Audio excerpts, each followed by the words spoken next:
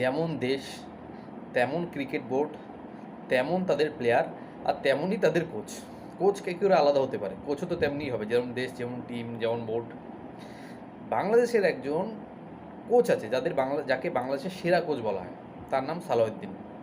তিনি কত বড় কোচ আমার জানা নেই, তিনি কি কোচিংয়ে কি অর্জন করেছে সেটাও আমার জানা নেই, কিন্তু তার মাথায় যে প্রবলেম তিনি ইতিমধ্যে সেটা জানান দিয়েছে। তিনি ইন্টারন্যাশনাল ক্রিকেটে কোনোদিন কোচিং করতে পারবে না, তার এই কথা দেখে বোঝা যায়। তিনি কি বলেছেন সেটা আপনাদের পড়ে শোনাই, তাহলে আপনারা বুঝতে পারবেন। সালাউদ্দিন বাবু বলছেন, সাকিবের মতো রেকর্ডধারী প্লেয়ার ভারতের হলে ওরা তাকে পুজো করতো। মানে সাকিবের মতন যদি প্লেয়ার ইন্ডিয়াতে থাকতো, ইন্ডিয়া নাকি সাকিবকে পুজো করতো। ভাবুন, এগুলি কী জাতি বুঝতে পারি না, মাথায় কী এদের প্রবলেম আছে। তারপর কি বলছে শুনুন, সাকিব বানানো যদি এত সহজ হতো তাহলে ভারতের ডজন ডজন সাকিব তৈরি হতো। ভাই, আমাদের একটাও সাকিব লাগবে না, নমস্কার। আমাদের ডজন ডজন কি, আমাদের একটাও সাকিব লাগবে না। আপনাদের সাকিব আপনাদের কাছে থাক। যার ক্রিকেটে কোনো অর্জন নেই, যে একটা বিশ্বকাপ বা একটা ত্রিদেশীয় সিরিজ জিতে নিজের দেশকে দিতে পারে না, সেই সাকিব যদি ইন্ডিয়াতে হতো, ইন্ডিয়া পুজো করতো। আর ডজন ডজন সাকিব বানানো নাকি এত সহজ ব্যাপার না।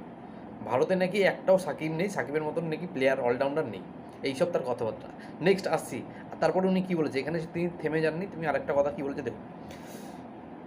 বলছে, গোটা দুনিয়াতে নেই 14,000 রান এবং 7,000 উইকেট নেওয়া অলরাউন্ডার। ভাবুন, গোটা দুনিয়াতে নেই মানে 700 উইকেট এবং 14,000 রান করার মতন অলরাউন্ডার। এই সালাউদ্দিন বাবুরকে আমি বলতে চাই, 700 উইকেট এবং 14,000 রান, এগুলো কাদের সাথে করা, কোন মাঠে করা? আমাদের দেশে দুই একটা অলরাউন্ডার আছে, তাদের নাম বলি। আমাদের দেশে রবীন্দ্র জাদেজা আর অশ্বিন, এরা আমাদের দেশের অলরাউন্ডার।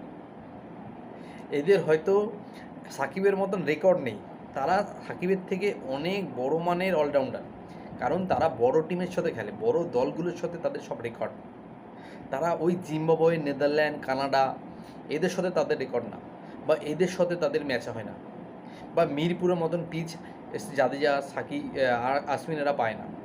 সাকিবের যত রেকর্ড ওই ছোট দলগুলোর জন্যই, তাই সাকিবের রেকর্ডটা দিনের দিন বড় হয়েছে, আর বাংলাদেশের টিম দিনের দিন ছোট হয়েছে। এই জায়গাটা একটু তফাৎ আছে, এই জায়গাটা আপনি একটু বলুন। আপনি যখন বলেছেন 700 উইকেট 14,000 রান করার মতন অলরাউন্ডার পৃথিবীতে নেই, পৃথিবীর কোনো দেশ চায়ও না এরকম অলরাউন্ডার, যার 700 উইকেট হবে, 14,000 রান হবে, ওই জিম্বাবুয়ে, নেদারল্যান্ড, কেনিয়ার সাথে। আপনাকে আমি একটা জিনিস বলি, একটা স্ট্যাটস দেখাই, তাহলে আপনি বুঝতে পারবেন। আমি একটু ওডিআই নিয়েই কথা বলি, আপনারা ওডিআই ফরম্যাটে সবসময় ভালো বলেন, একটা ওডিআই ফরম্যাট নিয়ে কিছু সাকিবের একটা স্ট্যাট দেখাই আপনাদের। সাকিব এখন পর্যন্ত টোটাল 27 বার ওডিআইতে ম্যান অফ দ্য ম্যাচ হয়েছে। সেখানে সাকিব কাদের সাথে ম্যান অফ দ্য ম্যাচ হয়েছে আর কোন স্টেডিয়ামে হয়েছে বেশি, সেটা আপনাদের একটু বলি, তাহলে আপনি বুঝতে পারবেন সাকিবের আসল চরিত্র, আসল ক্যারেক্টার। আর এই সালাউদ্দিন বাবু কী বলতে চাইছে দেখুন। সাকিব এখন পর্যন্ত 27 বার ওডিআইতে ম্যান অফ দ্য ম্যাচ হয়েছে। সেখানে তার প্রথম থেকে আমি যদি পড়ি, তার ম্যান অফ দ্য ম্যাচগুলো কাদের সাথে সেগুলো আপনাদের একটু দেখাই, পড়ে শোনাই, তাহলে আপনি বুঝতে পারবেন। সাকিব প্রথম ম্যান অফ দ্য ম্যাচ হয় স্কটল্যান্ড, তারপর জিম্বাবুয়ে, তারপর কানাডা। প্রথম তিনটেও ম্যান অফ দ্য ম্যাচ দেখলেন তো, স্কটল্যান্ড, জিম্বাবুয়ে, কানাডা। তারপর দিন Pakistan, Sri Lanka, West Indies, Zimbabwe, New Zealand, Zimbabwe, West Indies, India, Sri Lanka, Zimbabwe, Afghanistan, New Zealand, Zimbabwe, Sri Lanka, south Africa, West Indies, Afghanistan. এরকমভাবে সাকিবের কিন্তু স্ট্যাটস। সাকিবের দেখবেন সব ম্যান অফ দ্য ম্যাচগুলো ছোটো দলের সাথে। এবার আসি, সাকিব কোন মাঠে বেশি ম্যান অফ দ্য ম্যাচ পেয়েছে। সাকিবের যদি 27খানা ওডিআইতে ম্যান অফ দ্য ম্যাচ হয়, পুরো বিশ্ব জুড়ে সাকিব খেলছে, পুরো ওয়ার্ল্ড সব দেশে তার সিরিজ খেলা হয়ে গেছে, তার 27টার মধ্যে 9খানা ম্যান অফ দ্য ম্যাচ সেই মিরপুরের শেরে বাংলা স্টেডিয়ামে। এই স্ট্যাটসের মধ্যে আপনি যেগুলো, আমি যাদের যে দেশগুলোর সঙ্গে Shakib man of the match হয়েছে, বড় দলগুলোর সঙ্গে যেগুলো আপনি ম্যান অফ দ্য ম্যাচ দেখছেন, সেগুলো ওই মিরপুরে মাঠে শেরে বাংলা স্টেডিয়ামে। এখানে পরপর দেখবেন দুবার নিউজিল্যান্ডের সাথে Shakib man of the match হয়েছে। নিউজিল্যান্ড হচ্ছে একটি বড় ক্রিকেট দল, কিন্তু তাদের ABC টিম তারা বাংলাদেশে পাঠায়। আর এই টিমগুলো যারা স্পিন খেলতে পারে না, সেই টিমগুলোকে শেরে বাংলা বা মিরপুরের স্টেডিয়ামে ডেকে এরা রেকর্ড বানায়। নিউজিল্যান্ড স্পিন খেলতে পারে না, এটা আমরা সবাই জানি। তাদের ওই মিরপুরে মাঠের মধ্যে পিচের মধ্যে ফেলে, যেখানে পিচ আমি বলবো না, ধানক্ষেত বলবো, সেখানে সাকিব এদের হারিয়ে এদের রেকর্ড বানায়। ভাবুন, তাহলে একটা দেশের মধ্যে যে সবচেয়ে জঘন্যতম পিচ, মানে ওয়ার্ল্ডের সবচেয়ে জঘন্যতম পিচ হচ্ছে ওই মিরপুর পিচ। সেই মিরপুর পিচেই সাকিবের 9খানা man of the match, total 27টা ম্যাচের মধ্যে 9খানা ম্যান অফ দ্য ম্যাচ সেই মিরপুর মাঠে। এই হলো আসল চরিত্র, এই হলো তার রেকর্ড। 7,000 রান, না 700 উইকেট, আর এই 14,000 রানের গল্প আপনাদের দিলাম।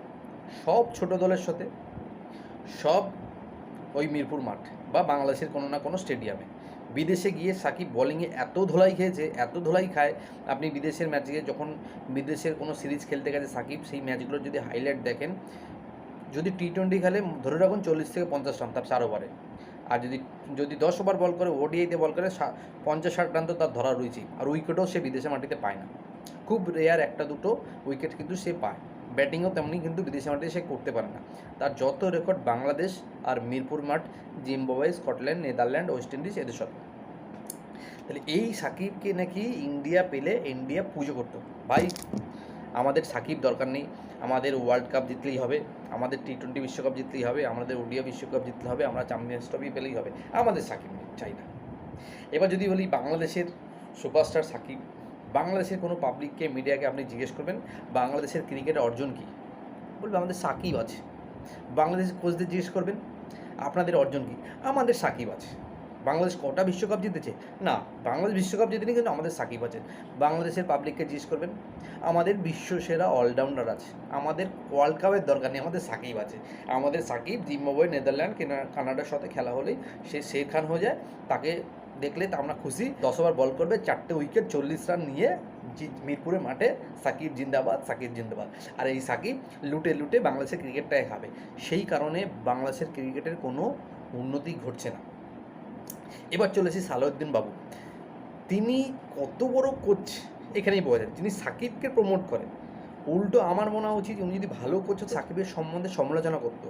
এই সাকিবের জন্য বাংলাদেশের ক্রিকেটের ক্ষতি হচ্ছে, কিন্তু তিনি মিডিয়াতে থাকবে বা তিনি স্পটলাইটে থাকবে, সেই জন্য কিন্তু সাকিবকে তিনি বলছে, সাকিবের ভালো কথা বলছে। কেন আগামী দিনে যদি সাকিবের দয়ায়, সাকিব যদি কোনো সময় বোর্ডকে বলে আমাদের সালাউদ্দিনকে চাই, সালাউদ্দিনের মতন কোচ আমাদের দেশের জন্য চাই, তাই তিনি সাকিবের সুনাম করছে।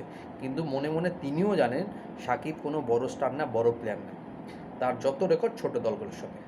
তাই সালাউদ্দিন বাবুকে বলবো, আমাদের আপনি যে কথাটা বলেছেন যে ইন্ডিয়াতে যদি সাকিবের মতন থাকে, প্লেয়ার থাকে, তাহলে পুজো করবো, আপনি ভুল বলছেন। আমাদের ভাই সাকিব দরকার নেই, আমাদের ওয়ার্ল্ড কাপ দরকার, আমাদের চ্যাম্পিয়ন্স ট্রফি দরকার, আমাদের টি-20 বিশ্বকাপ দরকার, আমাদের সাকিব দরকার নেই। আর তারপর উনি বলেছেন সেবাগের উচিত সাকিবকে নিয়ে সমালোচনা না করে সাকিবের মতন একটা প্লেয়ার তৈরি করে দেখা। ভগবান, সাকিবের মতন প্লেয়ার তৈরি করবো আমরা? আমাদের এত খারাপ দিন আসেনি, সাকিবের মতন আমাদের প্লেয়ার চাই না। সাকিবের মতন প্লেয়ার আইপিএলে চান্স পাচ্ছে না। রিসেন্ট সাকিব এত বড় প্লেয়ার, সেখানে আইপিএলে চান্স পায় না। বুঝুন, সেই সাকিবকে নাকি তৈরি করতে বলছেন এই সালাউদ্দিন বাবু। সেবাগকে বলছে সাকিবকে নিয়ে সমালোচনা না করে ওর মতন একটা অলরাউন্ডার বানিয়ে দেখাক। ধন্য প্রভু, তুমি ধন্য। তোমাদের দেশ ক্রিকেটের একদম তলানিতে ঠেকেছে, তোমাদের আর উন্নতি ঘটবে না। তোমাদের স্টেটমেন্ট দেখলে বোঝা যায়। কোচের যেখানে এই অবস্থা, সেই দেশের ক্রিকেট উন্নতি ঘটবে কী করে? কোচ নাকি ক্রিকেটারদের খেলা শেখায়, মেন্টালি তৈরি করে। তারাই যদি সাকিবের মতন প্লেয়ারকে বড় প্লেয়ার বলে, তাহলে সেই দেশের ক্রিকেট উন্নতি ঘটবে কী করে? তো বাংলাদেশের ক্রিকেটের রাম রাম, তারা কী করবে জানি না। গোল্লায় যাক, আমাদের দরকার নেই। পরের ছেলে পরমানন্দ, যত গোল্লা যায় তত আনন্দ। তো সবাই ভালো থাকবেন, আমার কমেন্টস করে জানাবেন আমি কি বলতে চাইছি, আমি ঠিক বললাম না ভুল বললাম। ভিডিও ভালো লাগলে সাবস্ক্রাইব করবেন। Tata, good night.